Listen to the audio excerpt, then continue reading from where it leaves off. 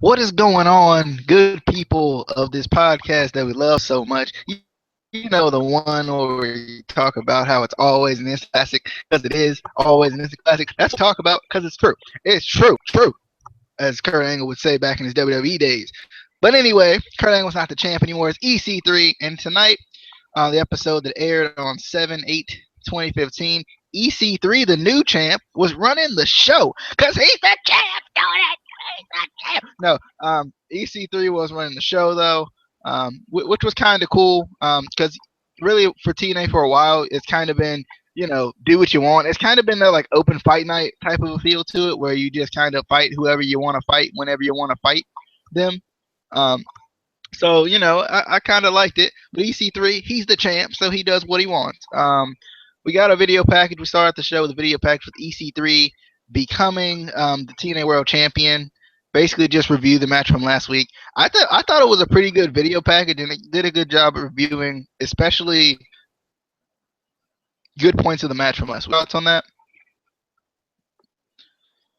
Um, Not really. I mean, it just kind of reminded you if you didn't remember, which I don't know how you wouldn't remember. Um, and it kind of did show some of the kind of highlights of it, the good points.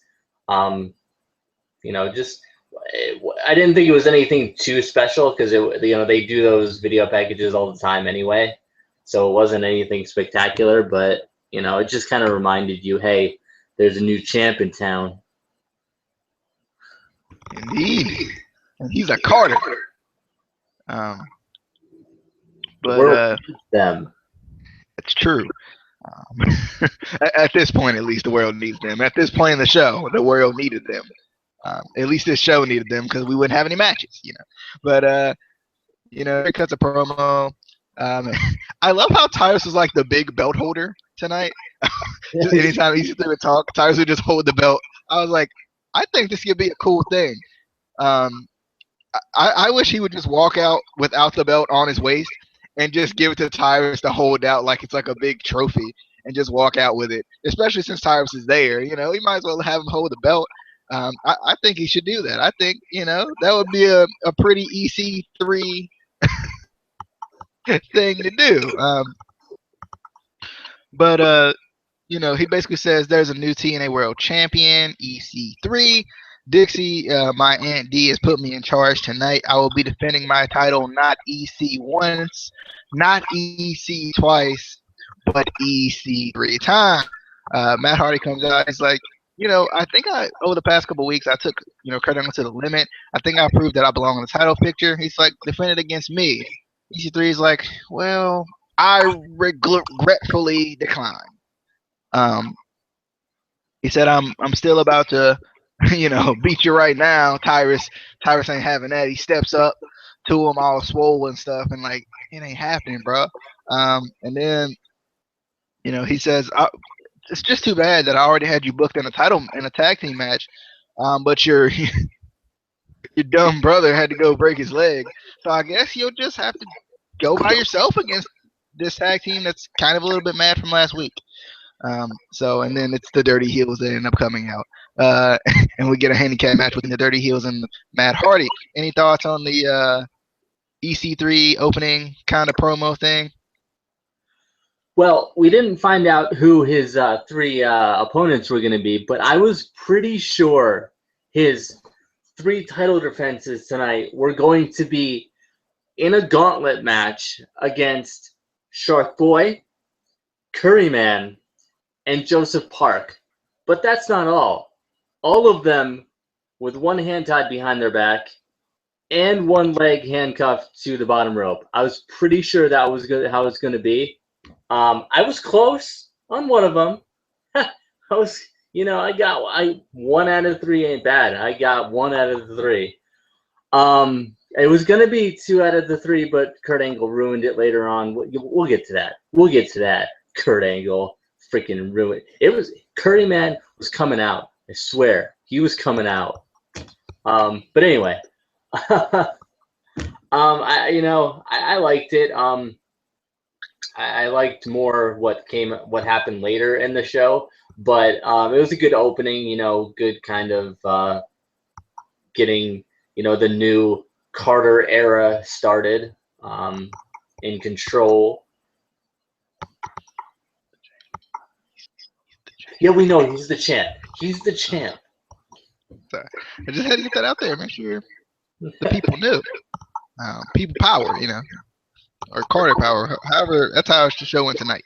Um, anyway, we got the Dirty Heels versus Matt Hardy. I actually, for some reason, I was like, I was just, this was just one of those moments you expected the injured person to come out and like do something, or like come out to like return. I thought I was like Jeff Hardy might just like come out here and just do something crazy. Um, Story of his life. But the Dirty Heels attack. EC3 is on commentary. Matt rolls up but only for two. Rude starts to beat down Hardy. Basically, both of the Dirty Heels start to beat down Hardy. We get a type of a headlock by Matt Hardy on Aries and Rude. Hardy then takes out both of the heels. The numbers game does get the best of Hardy though, as the heels are back in it again. Rude pulls the leg off of the Aries, as he was about to get suplexed, and he ends up on top of Matt for the win. So Dirty Heels winning dirty ways. So, many thoughts on the handicap match we got? I didn't really like this match. I was expecting, I wasn't expecting Jeff to come out because obviously he did break his leg and it's not gonna heal in like a week. He's not Eddie Edwards. It doesn't happen like that.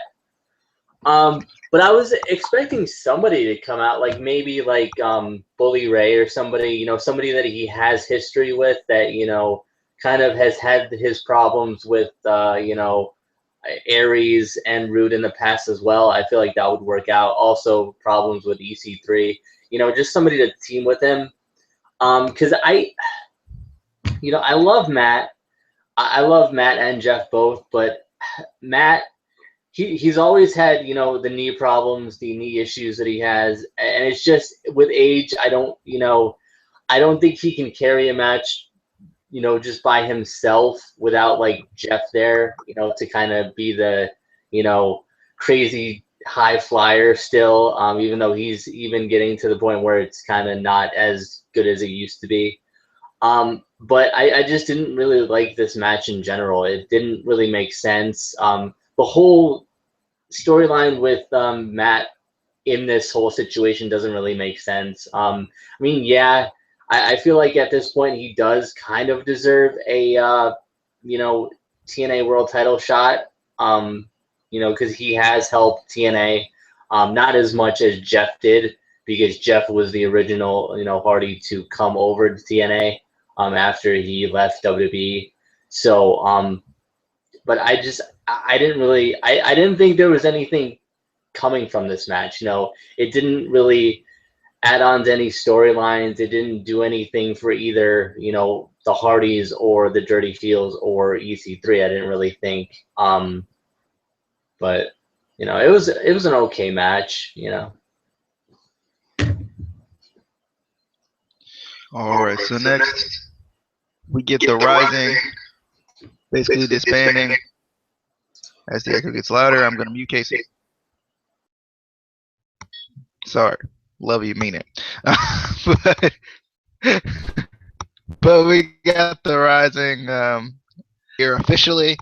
Michael was kind of in his little knee brace. I don't know if he's actually hurt, or if they were just playing up, the injury that took him out of the match last week. Kind of both. Good continuity there though with it, where at least make him seem like he's kind of seriously injured. To where maybe it's a sprain or something like that, where it wouldn't keep him out for too long. Galloway does say he will continue this fight. This is not the end; it's only the beginning. Micah said, not Micah, but Eli Drake did say a little bit. Micah just kind of stood over there and was like, yeah, good job, guys. Yeah, he didn't say anything, so that was unfortunate. But But EC3 says,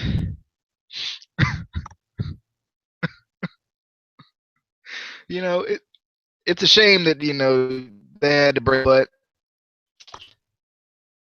I'd already booked the 3-on-3 6-man tag team match, and well, you don't have any partners, so I guess you'll just have to go it alone. so we get Drew Galloway versus Mystery Faction number 2. This is the only other faction I can think of other than the BDC right now. So it was the Revolution. I wasn't expecting the Revolution. I was actually expecting them to still bring C for some reason. I don't know. I don't know why.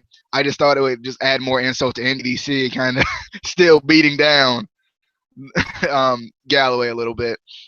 But we got the Revolution versus Drew Galloway. I'm gonna let you take this match first because I don't really know any other matches you might actually like to take.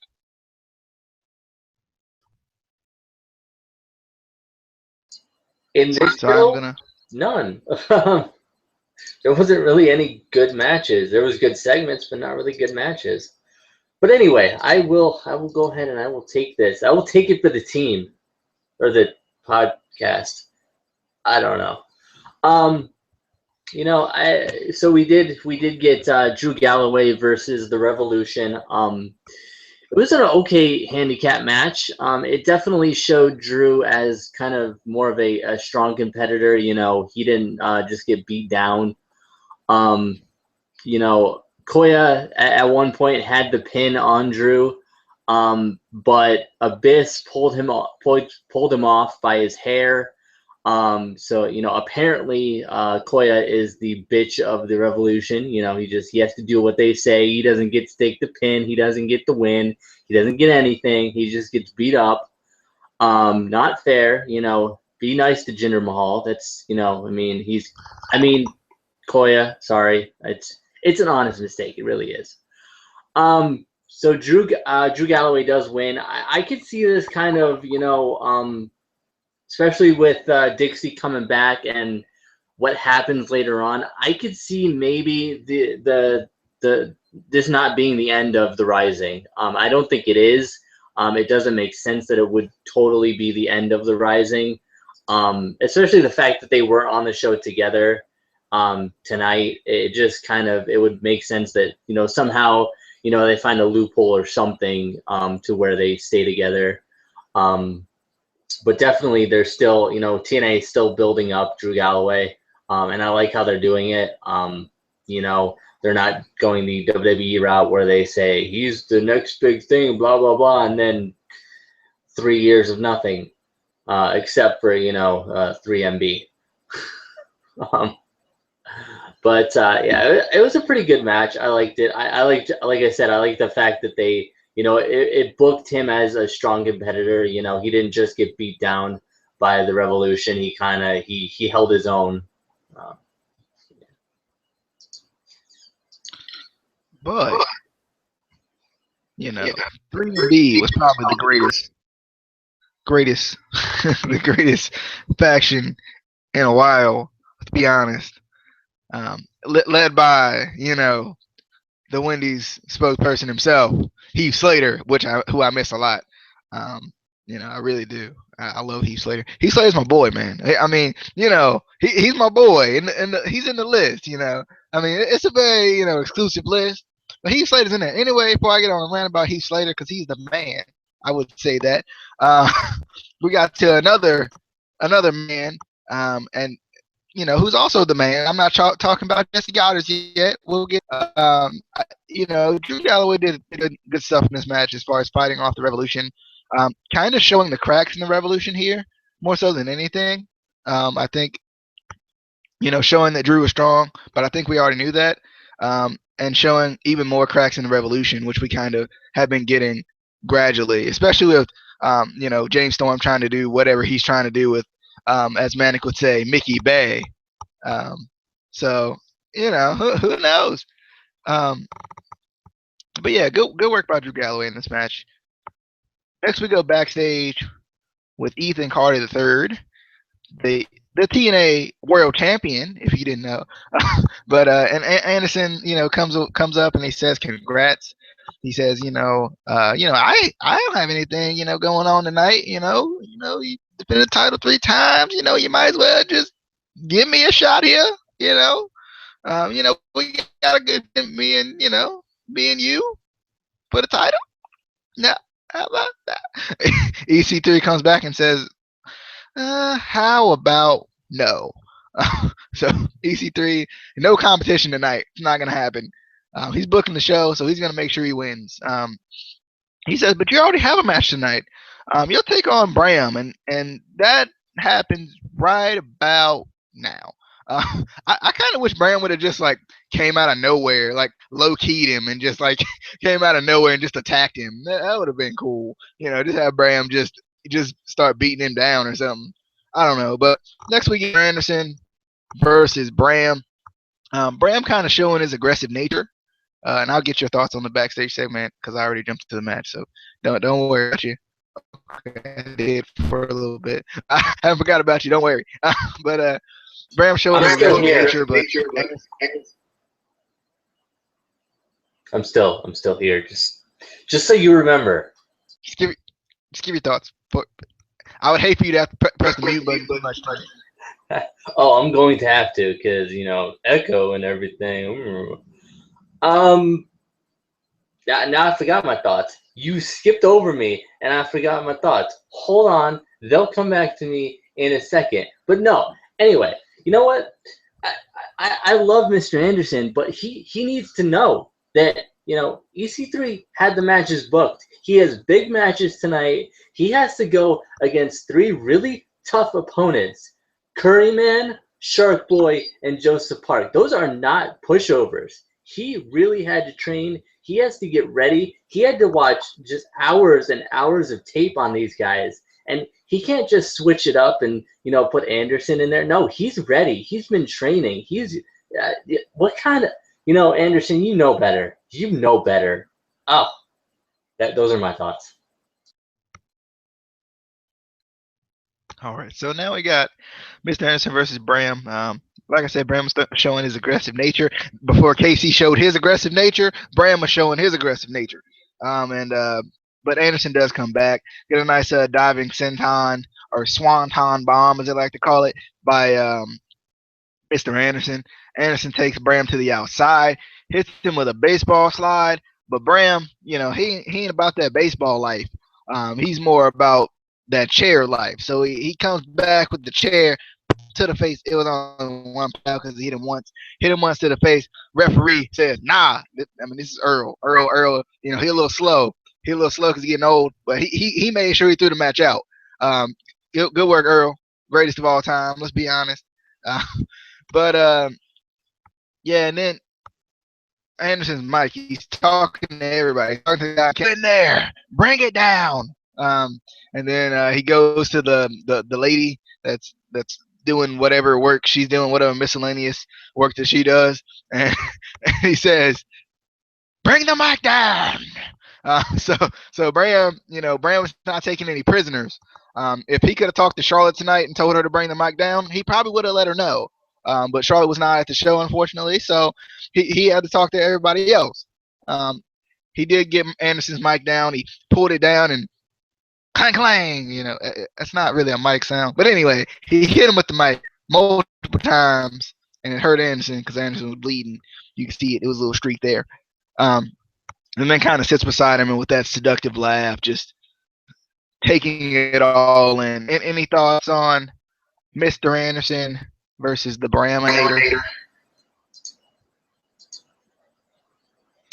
I would prefer that you never say the Braminator again. That would be great. No, I thought it was a good match. Not sure I like it ending in a DQ. I don't know. Also, I'm kind of confused what happened to Bram facing all these past TNA stars. Did they just have no more? Is there only 4? Is that all the past stars that they have? Come on now. No, but it was a good match. The ending, maybe that's gonna build more of a feud between these two because I feel like they don't have anything to do with them. And I was surprised. There was 2 times tonight where there was blood, and they didn't make it all black and white again. Like they did in the past on Destination America. What's up with that? What's up with that? Like, I don't get it. The continuity, come on now. But yeah, that's really all that. Yes.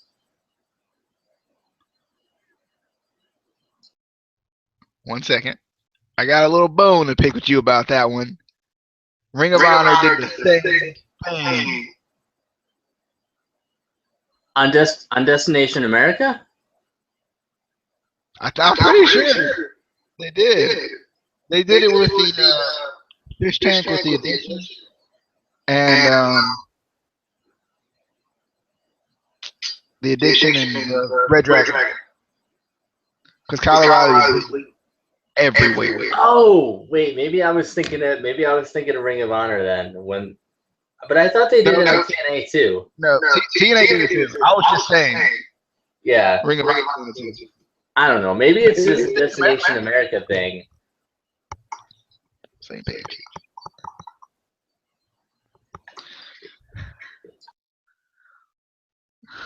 On the same page is what I was trying to say, but he doesn't care about the same page.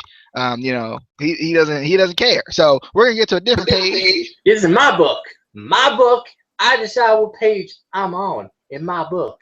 You on a different page in the book. We're not even in the same genre right now. You reading Harry Potter. I'm reading like something else. I was gonna say 50 Shades of Grey, but that this podcast would have gotten to a weird place that I don't want to bring it to. Yeah, you should probably just stay muted after that one.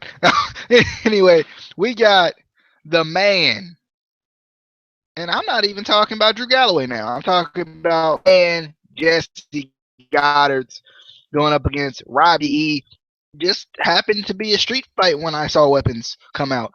They didn't say at the beginning of this match this was a street fight, but they started bringing out weapons, and I was like, oh yeah, this is a street fight. Just so I know. So yeah, this was a street fight, and I thought it went pretty well. Robbie with a nice senton off the apron. Shout out to Robbie for showing some athleticism. We got a lot of trash can lid shots. We got the kendo stick to the trash can lid bag of Jesse Al. Might not be the man anymore, but anyway.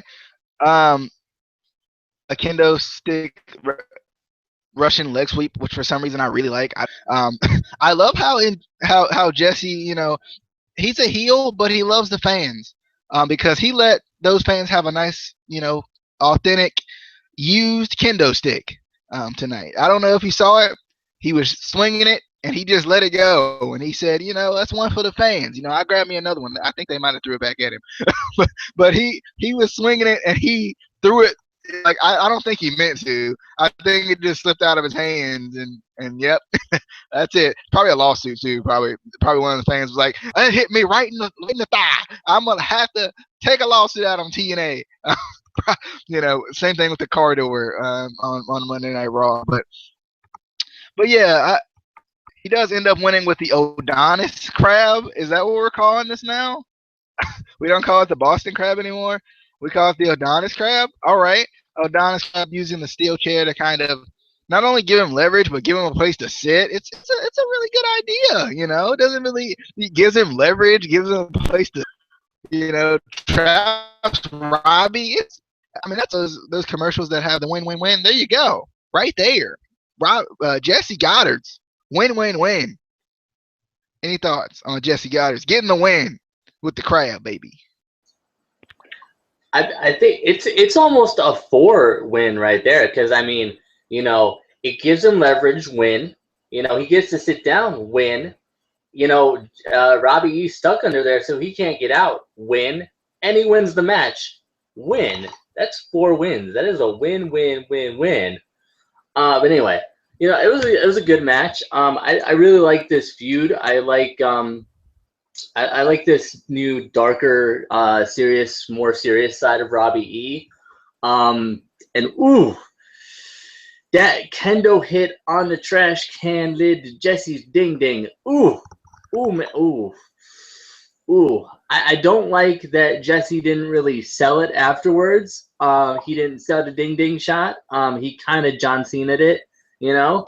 I'm gonna. He did. I'm being honest. Jesse, he definitely built up his kind of heel character with the crab using the chair. So I like that, but like I said, I definitely like this feud. I hope I hope they do more stipulation matches, but maybe, I don't know, tell us before like the match starts that it's going to be a stipulation, because I didn't know it was going to be a street fight. I just saw a trash can and I was like, is it going to be oh, it is a street fight. I thought he was just going to get disqualified. I was kind of confused a little bit. But yeah, it's definitely a good match. Where's DJZ though? Where he at though? But man, where I don't know. I, He's fighting for the X Division title next week, though, so that's nice. Maybe he's got championships to win. He said, forget the bromance. This ain't my feud. I'm going for titles. Going for titles. Anyway, let's get back to it. Speaking of titles, we got the champ. I'm probably gonna say that a lot in this show, and probably period while EC3 is the champ. So we got the champ. Just so you know, and I ain't talking about Tyrus, but he is talking with Tyrus. EC3 and Tyrus, they're having conversation. Lashley says, you know what? I kind of want a chance at the belt. Your boy, I want a chance at the belt. He says, but EC3 says, I have world class competition tonight. For some reason, that made me think of EY. You know how he says he's a wrestler. I was like, he's gonna challenge EY, because EY does say I'm a world class professional, which I do like I like when he says that. When he says it, I can't even speak straight because I likes it so much, because I likes it, But anyway, EC3 was talking to Lashley, but he says, you know what? Why don't you take on the big man, the Funkadactylosaurus of attitude, Tyrus. I think I just made that up. I think it was pretty good though. Anyway, shut up, Casey. Go. Give your thoughts before I forget about the Funkadactylosaurus. I'm hoping you forget about the Funkadactylosaurus, because that needs to go away. That needs to go away.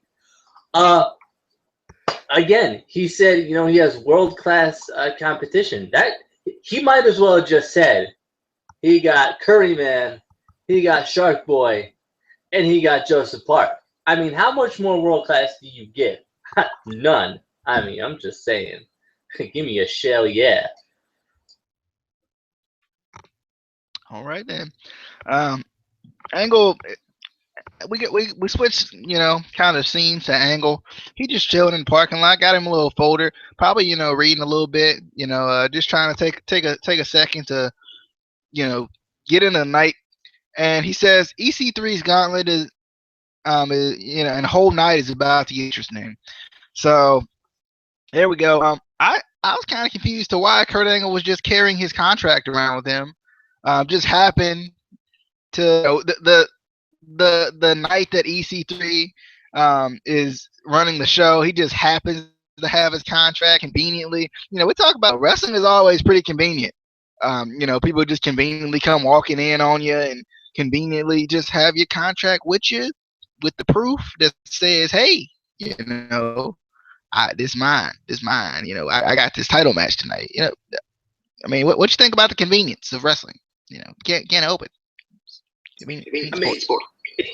It doesn't make sense. Like it took me like 3 months to get paperwork so I can get my direct deposit at work. I mean, these guys, they just get their contracts like the next day. Like, is there like an office I can go to get all these documents? I can get like a world title contract. I can get my pay stub. I can get a bonus. Like, it's where do I go? Like, I need to talk to Kurt Angle and figure out where he goes, man. And are you going to get a contract right now? I think he's going to get a contract right now. He's going to be back with a contract. He's probably going to get like an X Division title contract and the world title contract. You know, there it is. There it is. There's that. Where did you get the contract? I need to know where you get the contract at. wait. I got one. I got one. Okay, it's right here. I got the contract. It's it even says WWE. Wait, WWE.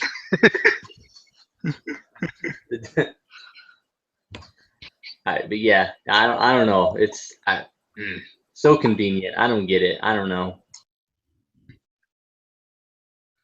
All right. So next we got the Jeff Jarrett interview part 2. He says basically it's still a work in progress. He has alliances with 13 promotions on 5 continents. He says he didn't think TNA would be one of those, but here he is again sitting in the 6-sided ring. And they asked him about the King of the Mountain title. He says he got a new home. It'll be front and center in multiple promotions. My only thing about that is that it does have TNA on it and like the TNA logo on it. So I don't know how much New Japan, Ring of Honor, and any other promotion that doesn't like TNA would like to see a TNA logo on their show. I'm not sure unless he's gonna change it. He may change it. He may spray paint over it. It wouldn't be. Would probably be the first time that's happened. Probably, most likely. But anyway, you got any thoughts on this? Was an actual interview this week. We didn't get one question, and I'll see you later. I'll see y'all on the next one. We got a couple of questions, and we even got a part 2 to the part 2. So I was like, all right then. You got any thoughts? I do. I like that we actually got more of an interview. We actually got 2 parts of the interview tonight, which was cool. I like that Global Force is working with multiple promotions. That kind of works out really well. I feel like, or it could. I don't know how well it's going to work out in the long run with TNA because Jeff has had his issues with TNA in the past. Especially the fact that he did start TNA and then all the issues that happened. I don't know. But the problem I have with the King of the Mountain title is, and you can look at pictures, it is literally the television title changed slightly. That's all they did. They took the old TNA television title and they changed it slightly. Like, they couldn't even get a new belt. They just like, nah, we got this hanging around. We're not going to do anything with it. We didn't officially retire it. We just stopped defending it. So let's just change it to the King of the Mountain title. That's the only thing that really bothered me about it. I was like, come on, like, you can't get a new title or something. Or change it more to make it look like it could be a new title. I don't know. As far as it, being in Global Force, I mean, I don't know. New Japan has their titles in Ring of Honor. They're not, only on special occasions are they defended in Ring of Honor. Which, I mean, I guess they could do that in Global Force, kind of on special occasions defend the title. But I mean, I don't know how well that's going to work either. I feel like this could be a good thing. Definitely, working together with TNA, it could help both TNA and Global Force. But I think it's something we're just going to have to wait and see how it goes. Just take it one day at a time, And Global Force Wrestling is really young too, so I wouldn't want them to jump into anything and sink the ship too early. You know what I mean? But hopefully it works out, and I think it could. I feel like Jeff Jarrett has enough of a natural professional wrestling mind that he knows how to, what to do with his company, what not to do with his company.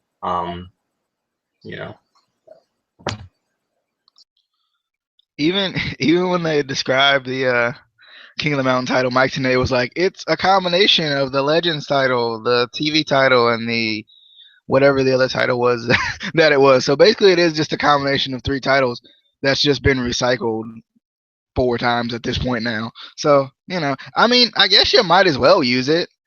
Like you're struggling. If you are struggling financially, and you don't really know end up, you don't really know where it's going to end up, right? It's not necessarily that it's going to end up in TNA. As far as let's just say this goes over the deep end, Jeff Jarrett's like, well, I'm keeping this title, so you never really know where it's going to end. So I guess it doesn't doesn't hurt to recycle it instead of going through and making a new title. I guess I don't know. Anyway, next we got our gauntlet for the champ. He's defending his title three times tonight, so that's exciting. We got EC3 versus none other than the man, the myth, the legend, Noah Furnham. And I was like, I don't even know who this guy is. I don't remember like if this was a guy he beat in TNA or is this like his first period? Because I do remember one of the guys he beat when he first beat him, he was like a hot dog vendor or something, right? Wasn't he like concession stand or something for TNA, something like that? Like he was not a wrestler, but he worked in another area. I know Nor Furnham was his like because when EC3 debuted, he was kind of he had hand picked opponents to start out, and Norv was his first kind of jobber that he faced as kind of a joke kind of a thing. So it was kind of funny that they brought him back as this big, trying to, as this big opponent, so I don't know. So obviously, instead of Joseph Park, they put Norv Turner, which I think was a good choice. I think it was a good choice. Norv instead of Joseph. He's in more better shape. He can get around the ring a little bit better. He's got the nice little singlet on. I like it. I could rock a Norv Furnham t-shirt. If they made one. Just saying to TNA. Get on that.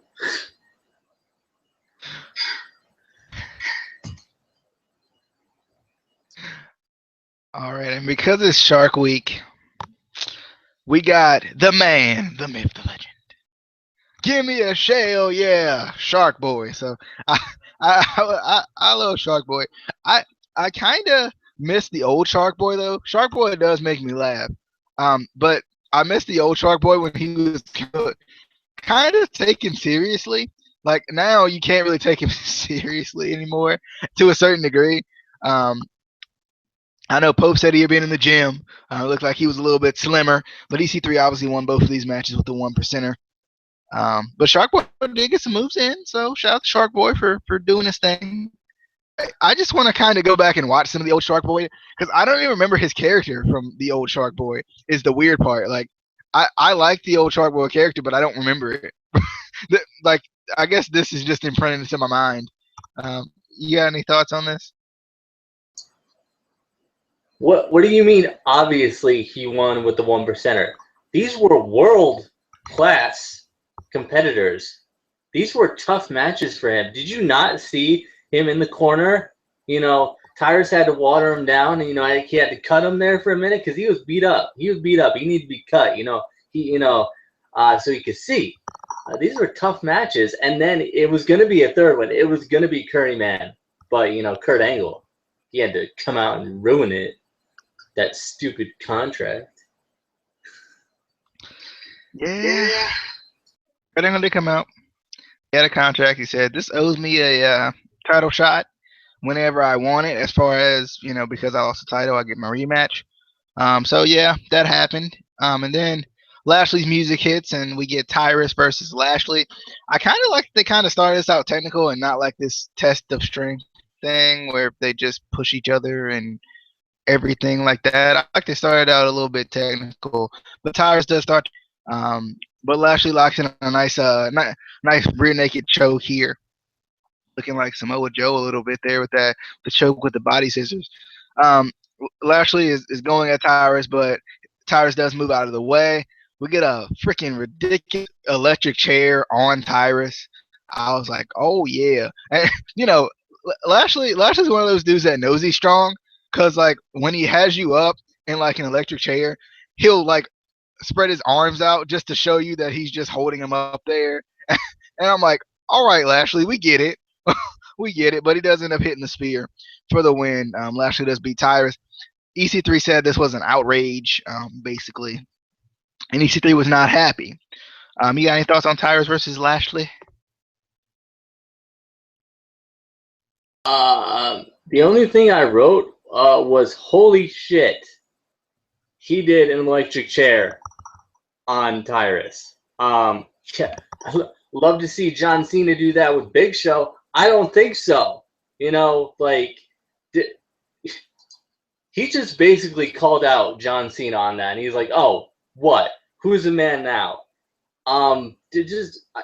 Wow, that was impressive. I can't even like that, but I'm gonna move on because I don't know what else to say except that was amazing. I want to see it again. All right, so now we go back to Jarrett. Basically, he talks about the possibilities are endless. TNA asked him about his legacy in TNA, and basically, he loves his legacy. He loves what he did. He loves those matches with Kurt Angle. He mentions AJ Styles, Samoa Joe, James Storm, EY, those kind of TNA originals. And he says, it's kind of, he says his legacy is more so competing on every level. So Garrett kind of talking about his legacy a little bit there. Any thoughts about this here?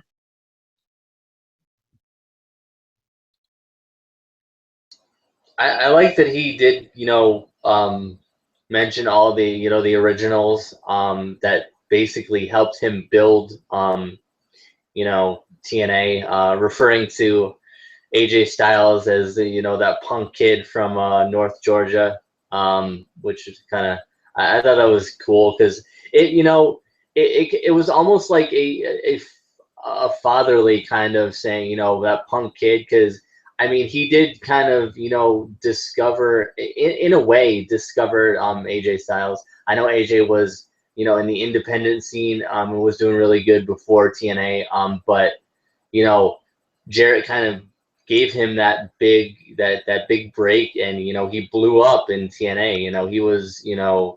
He was like the John Cena of TNA, but people still like him 10 years later. No,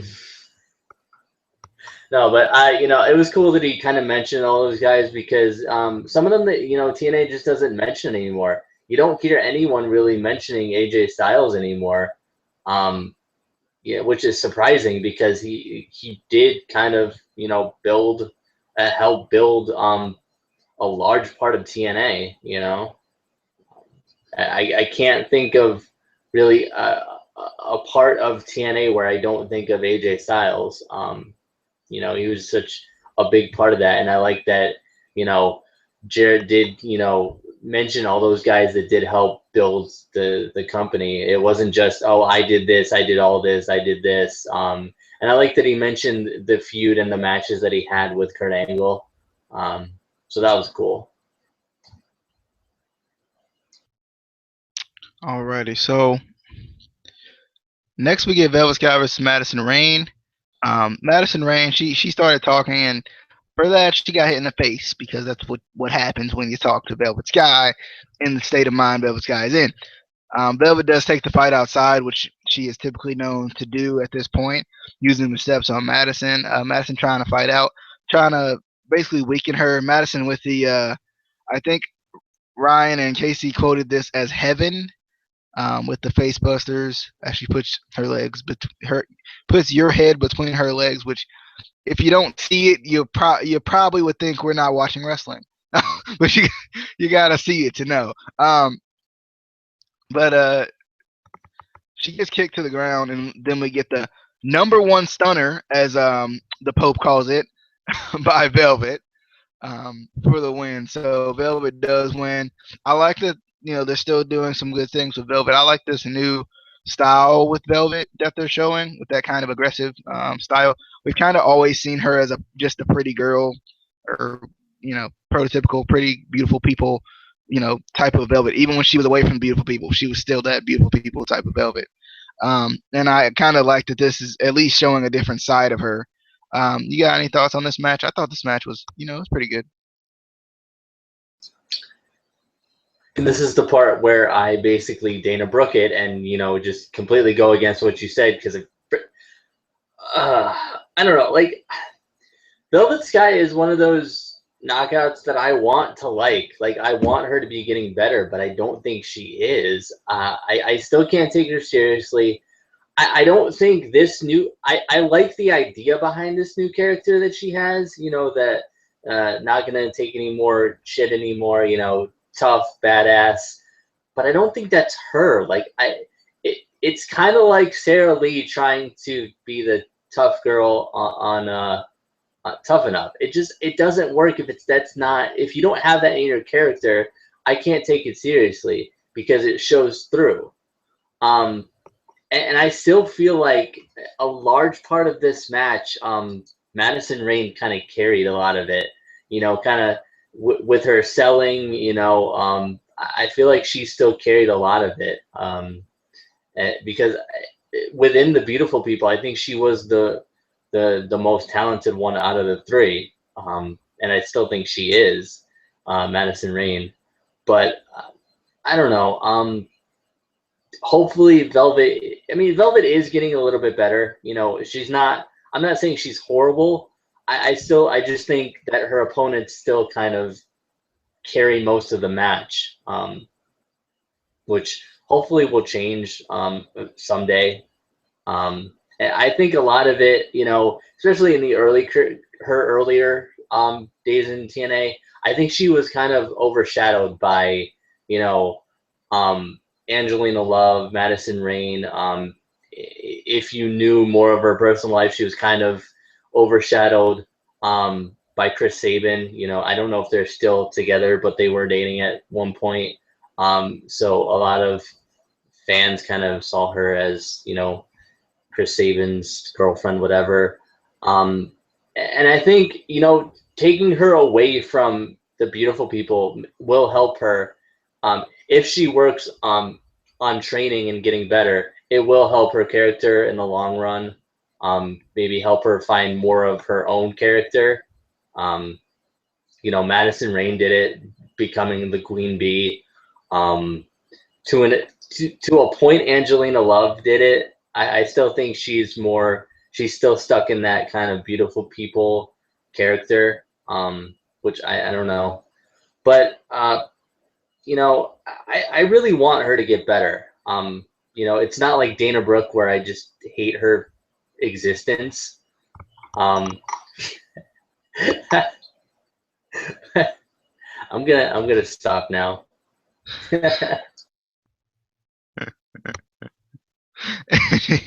Anyway, after that we got camp.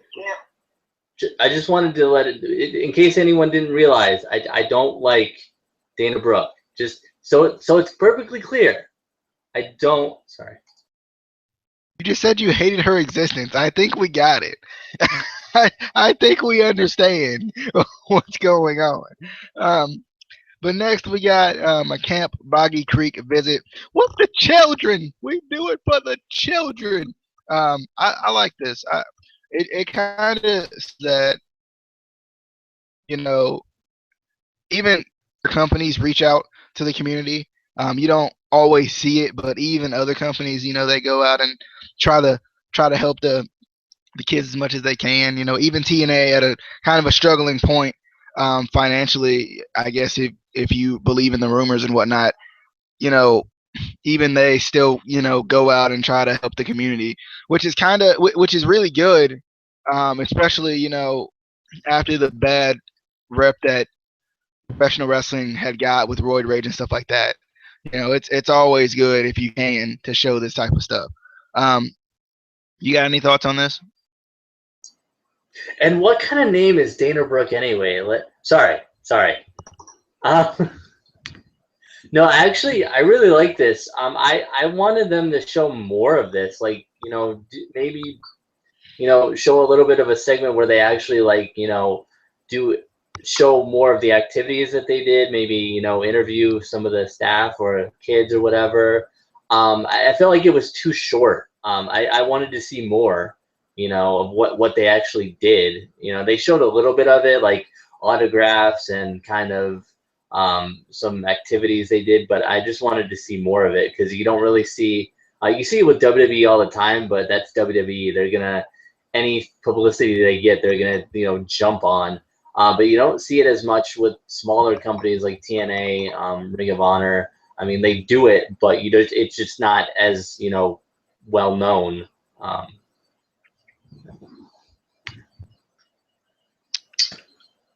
All right, so we got a main event. We got a main event to get to, and it is Curl versus the champ. Darn it! C3. If you didn't know, he's the champ. Darn it. If you didn't know, I was just letting you know. Kind of like Casey was letting you know he hates Dana Brooke. EC3, he's the world champ. So, the world needs him because he's the world champion. If the world didn't need him, then he wouldn't be the world champion. Anyway, EC3's body language to begin this match and kind of coming on the ramp as well. Not where he needs it to be. The match starts. He steps outside of the ring. He says, I need some time just some time to myself. Angle goes to attack, but he still slides out of the ring again. Angle does eventually get the fighting EC3. We get a suplex on EC3, and he rolls out again because he's time. He's like, he tells the referee to count faster. And I thought that was kind of funny. He was like, count match over with. But eventually the Germans begin on EC3, and Tyrus does get on the apron to cause a distraction, but EC3 gets locked in the ankle lock. He punches the ref in the face blatantly, and then he taps out while the ref is out. At that point, another referee comes in and rings the bell, and EC3 does end up winning by disqualification. This is very similar to the Seth Rollins Dean Ambrose thing. I felt like when I watched this, I was like, this is very similar to that. But I guess the only way I thought they were gonna try something would be because I knew Dixie Carter was coming back to this show for this show. So I thought they could have had her do something to where EC3 retains it or something. But after she talked a little bit, we kind of got into why that didn't happen. Any thoughts on the world title match where EC3 is still the champ?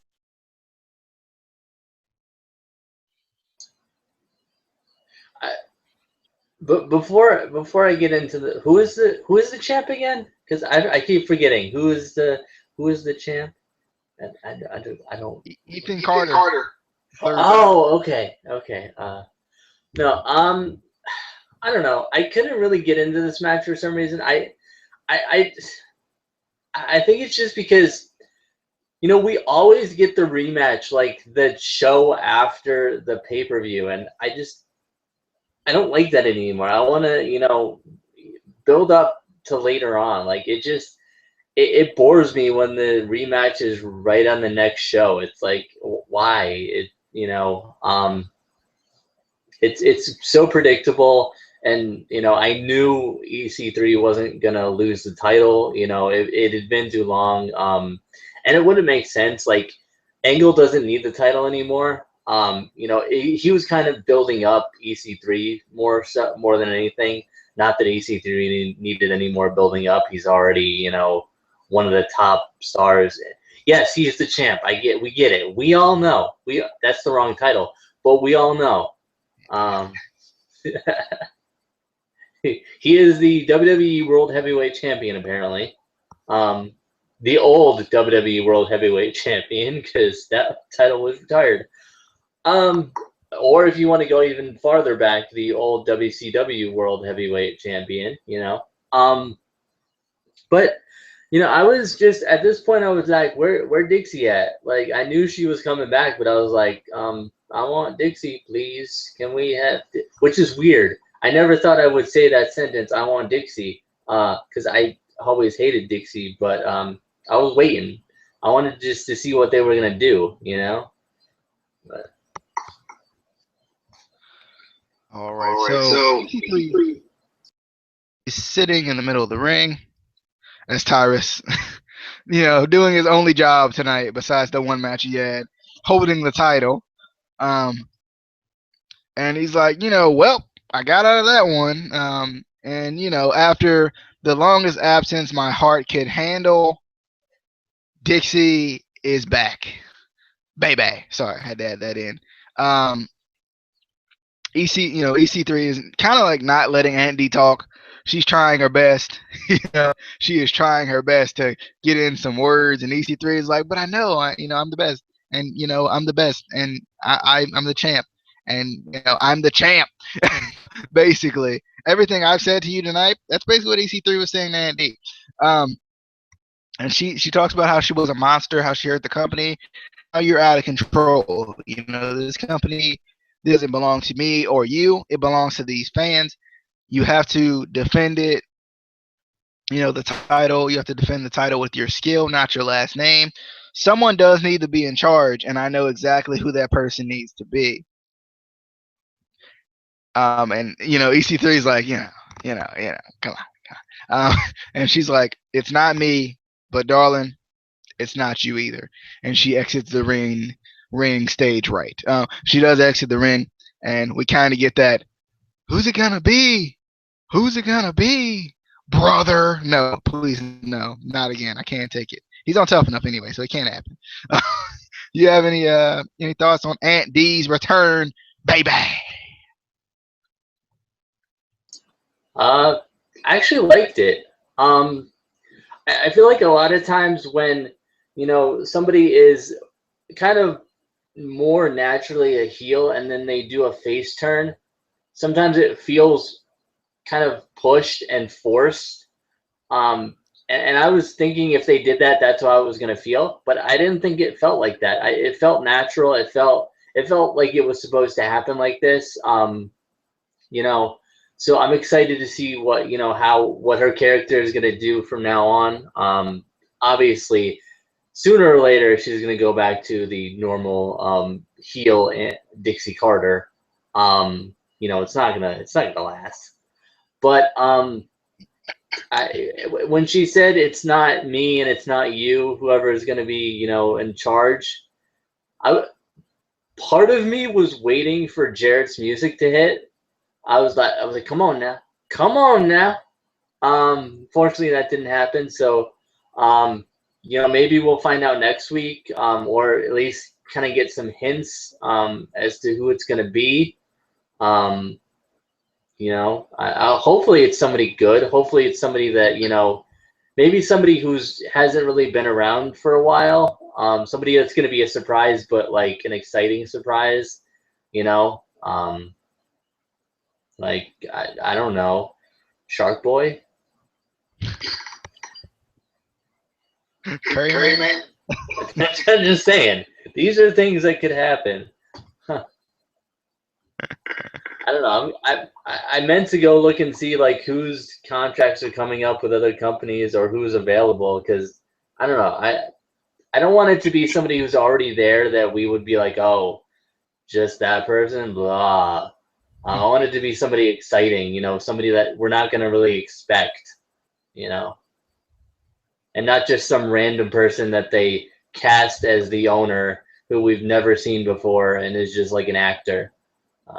Because I could see TNA doing that.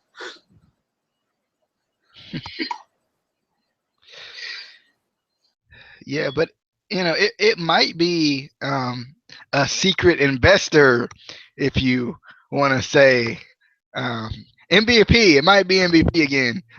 No, I actually really liked that angle when they were doing that, the old MVP thing. I was surprised it was MVP because this was before I got into all the stupid news and I stayed off of social media. Sorry, Whew, sorry. social media gets me riled up sometimes.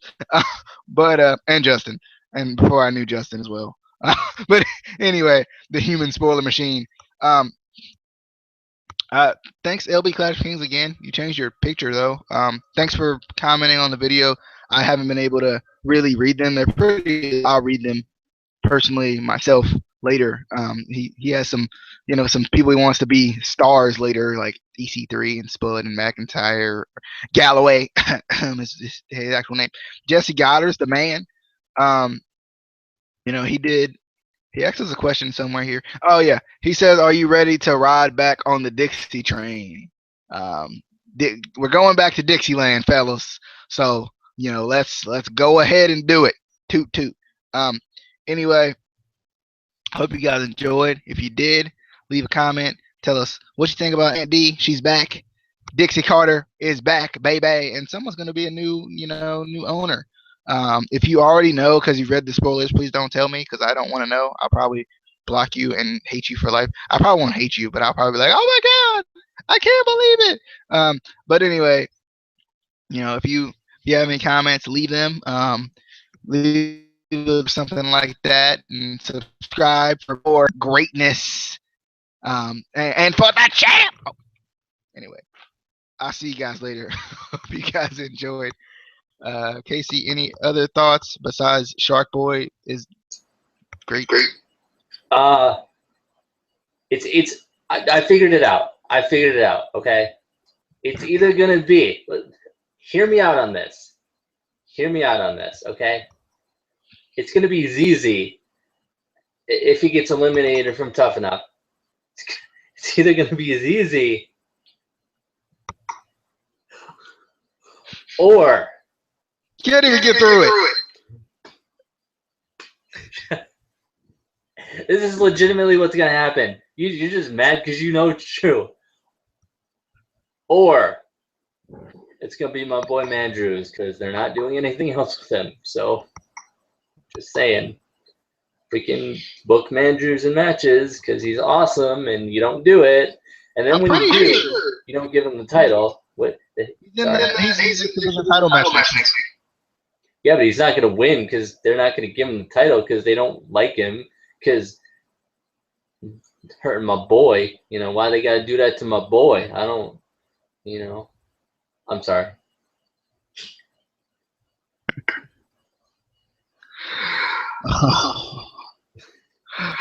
All right, guys. Hope you guys enjoyed. I'll see you guys later. Subscribe if you haven't already. Love you guys. Like always. See you guys later. Peace.